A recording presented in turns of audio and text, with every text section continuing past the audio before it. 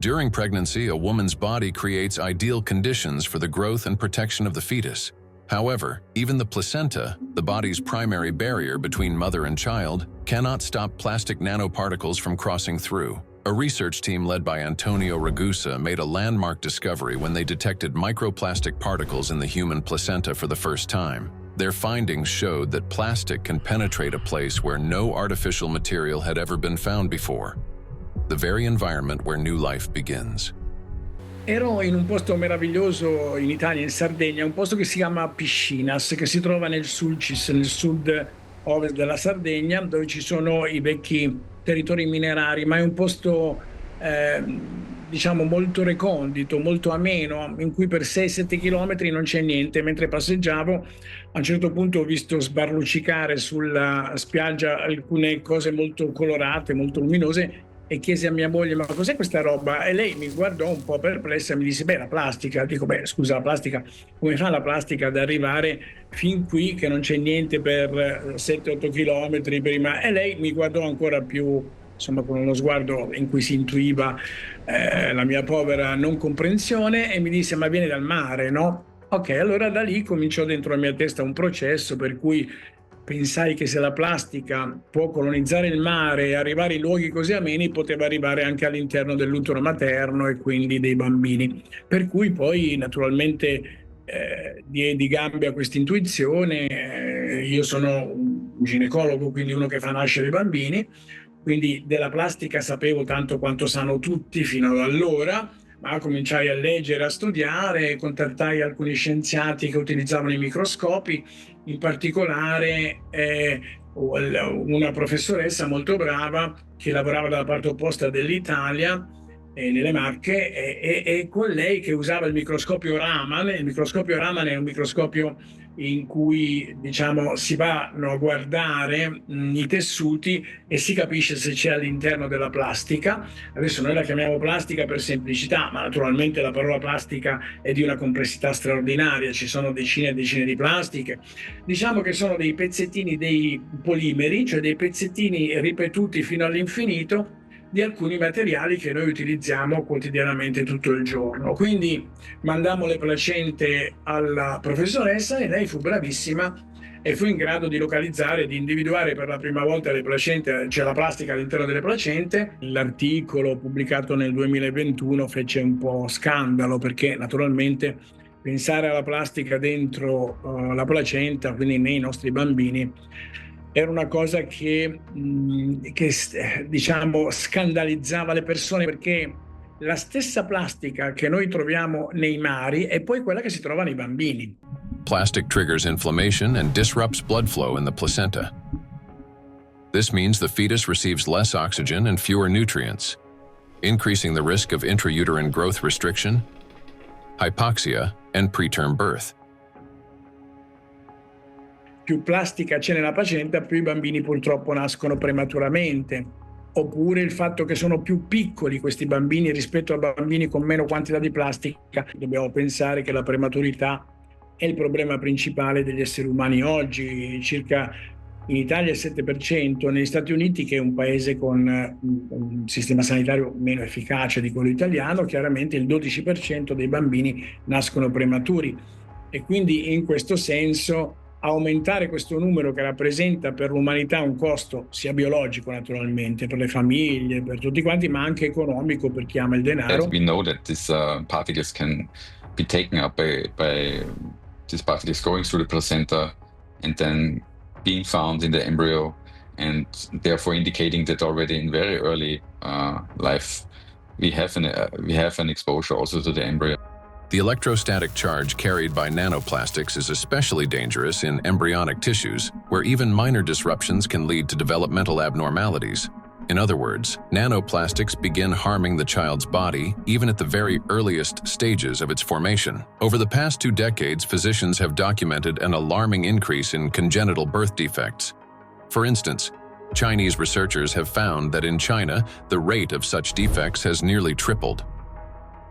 Similar trends have been observed in other countries.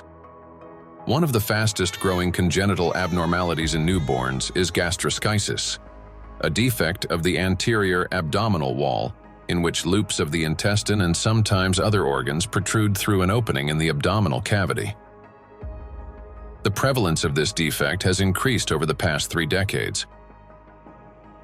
For instance, in the United States between 1995 and 2012, the percentage increase in gastroschisis ranged from 68% to 263%. An increasing number of children are also being born with hypospadias, a condition in which the urethral opening in boys is located in an abnormal position. In the United States, the incidence of hypospadias has risen by approximately 17% over the past 20 years. A recent growing number of cases involving congenital heart defects, Down syndrome, and other developmental anomalies have also been reported. After birth, children continue to be exposed to micro and nanoplastic particles. Plastic baby bottles, food packaging, and toys are all sources of contamination.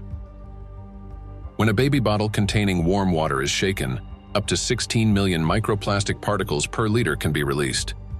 Hot water and sterilization further accelerate this process. As a result, infants are exposed daily to millions of microplastic particles and trillions of nanoplastics. Scientists have even detected microplastic in human breast milk.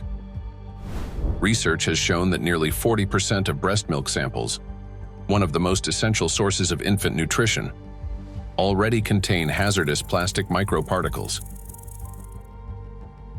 Due to their higher metabolic rate and breathing frequency, children take in more air, water, and food per unit of body weight than adults. Consequently, at the same level of environmental contamination, their bodies absorb higher doses of microplastic. Moreover, the protective barriers in a child's body are not yet fully developed. This means plastic particles can penetrate tissues more easily and accumulate at higher concentrations. For example, in children under 2 years of age, the ethmoid bone is not yet fully formed, and its openings are wider, allowing plastic particles to pass more easily through the olfactory nerves directly into the brain. La plastica è un infestante. Gli infestati dalla plastica sono bambini. Noi in un articolo scientifico che ha suscitato, è stato molto citato, li abbiamo chiamati cyborg baby, cioè bambini cyborg, perché sono bambini composti da materiale organico ma anche da materiale inorganico, la plastica. E questi bambini sono più piccoli, hanno in genere un cervello dimensioni ridotte rispetto a quello dei bambini pochi, che riescono a essere meno, non colonizzati perché la plastica è onnipresente, ma meno colonizzati dalla plastica. Because of the electrostatic charge of micro and nanoplastic particles, as well as the presence of bisphenols and phthalates, the endocrine and reproductive systems of children are particularly vulnerable. These substances interfere with the formation and development of the reproductive organs, potentially leading to infertility later in life. Given scientific projections that by 2045 humanity could face widespread infertility, children born after 2020 may have a high likelihood of being unable to conceive their own offspring. I have 2 little daughters, and for me personally, everything we have just heard is terrifying. The truth is that we still don't fully understand the catastrophic consequences of our children being exposed to micro nanoplastics. Or, as Dr. Ragusa put it, they have become cyborg children. We're only beginning to grasp the full scale of this reality. And it is truly heartbreaking to look at small children and realize that they may never be able to have children of their own. Not to mention that their lives are already at risk today. The immune system is also at risk. In early childhood, it is still learning to distinguish between friends and foes. Exposure to microplastics can disrupt this process, increasing the risk of allergies, eczema, food intolerances, and even autoimmune diseases. Ma ha anche conseguenze nel lungo termine, cioè altera i meccanismi epigenetici per cui la programmazione cellulare determina delle malattie che poi si manifesteranno quando un essere poi è adulto, quindi ha 40 anni o 50 anni. E queste malattie sono malattie che in questo momento stanno distruggendo o affaticando, diciamo, per usare una parola meno drammatica, affaticando il nostro mondo. Sono le malattie cosiddette non trasmissibili, l'obesità, l'ipertensione, il diabete, la sindrome metabolica.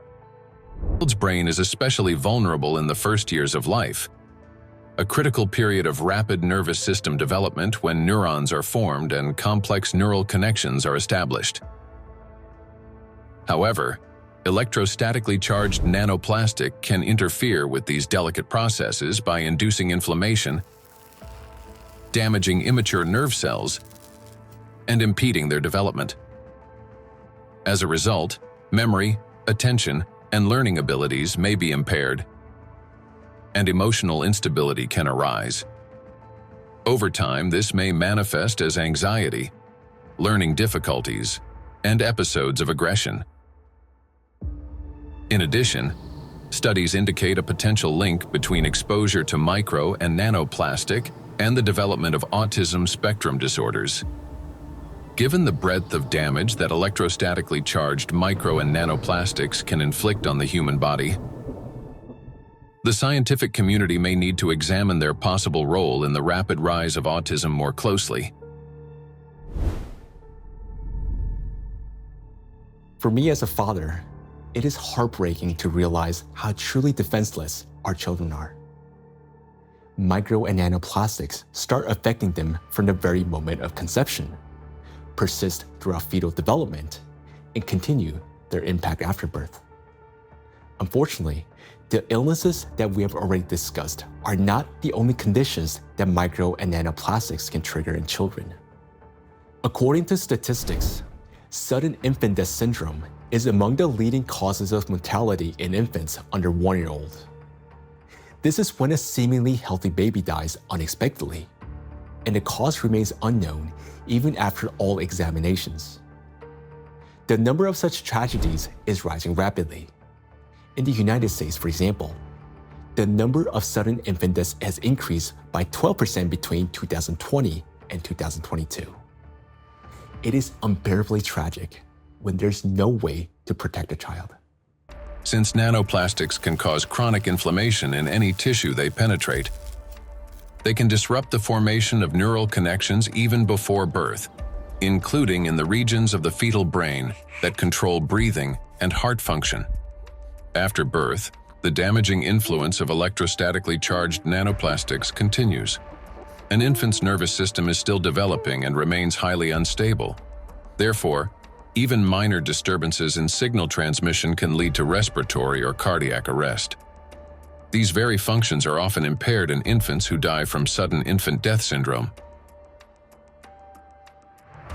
Moreover, when micro and nanoplastics damage mitochondria, the affected cells begin producing less energy. To compensate for this deficit, they increase the number of copies of mitochondrial DNA and expand their population of mitochondria.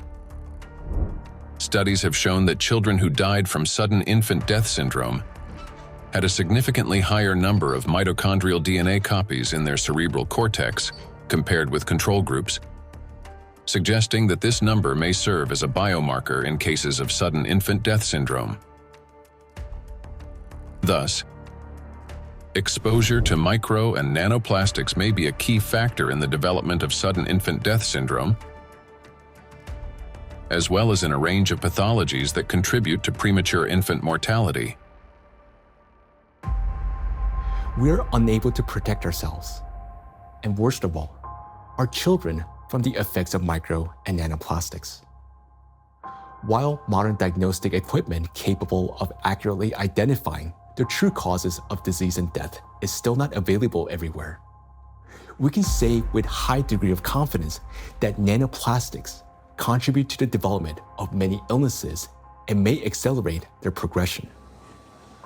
In those rare cases where detailed postmortem examinations were conducted, researchers have found significant amounts of micro nanoplastic particles precisely in the affected organs and tissues. For example, in brain tissues, atherosclerotic plaques, malignant tumors, and other pathological formations. But despite millions of deaths every year, Such investigations into the presence of these plastic particles are carried out only in isolated cases. There are two main reasons for this. First, many laboratories simply lack the equipment required to reliably detect micro and nanoplastics. Second, doctors and researchers, they rarely consider the possibility that these particles could potentially influence the development or outcome of the disease. Consequently, medical reports continue to list familiar diagnoses, although behind them may lie an overlooked factor: the impact of micro and nanoplastics on the human body. I understand that hearing this part of our investigation may have been very difficult. It was for me as well, believe me. But the impact of micro and nanoplastics on all of us is not something we can continue to ignore. This is a crisis already underway, one that remained unnoticed for so long because the threat has been working silently within.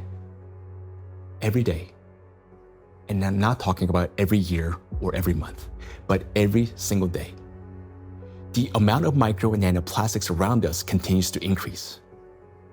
Large plastic waste constantly breaks down into smaller particles, and these particles eventually enter our bodies through the food we eat, the water we drink, and the air we breathe. This means that with every meal, every sip of water, and every breath, huge quantities of nanoplastics enter our bodies and begin their destructive work. Their harmful effects on our cells grow in direct proportion to their concentration. And this is a scientific fact. What's even more alarming is that today, there is already so much micro nanoplastics accumulated in the ocean that it will be enough to destroy the entire biosphere, including humans, at least 3 times over. When we hear about threats of such magnitude, our instinct is to run away from them. And I understand that. It may feel like the only logical response is to eliminate plastic from our lives completely, or better yet, to take our family and move to some pristine corner of our planet. But would that really solve the problem? In fact, where could we possibly go to escape micro and nanoplastics?